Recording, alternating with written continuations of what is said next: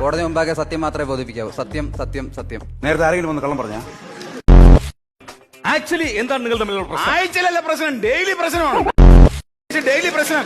എന്റെ ജഡേജ് ജഡ്ജി സാറേ, എനിക്ക് ഒരു നിമിഷം പോലും ഇയാളോടെ താമസിക്കണ്ട. എനിക്ക് എത്രയും പെട്ടെന്ന് റിവേഴ്സ് വേണം. പുതിയ കാലഘട്ടം, ന്യൂ ജനറേഷൻ. ഞാൻ എങ്ങനെ പുറത്തിറങ്ങി നടക്കും? അതുകൊണ്ട് ഇവളുമായിട്ടുള്ള ബന്ധം എനിക്ക് വേണ്ട. I want dry wash.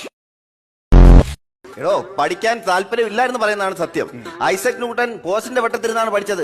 Abraham Lincoln മെഴുകുതിരി വട്ടത്തിരുന്നാണ് പഠിച്ചത്.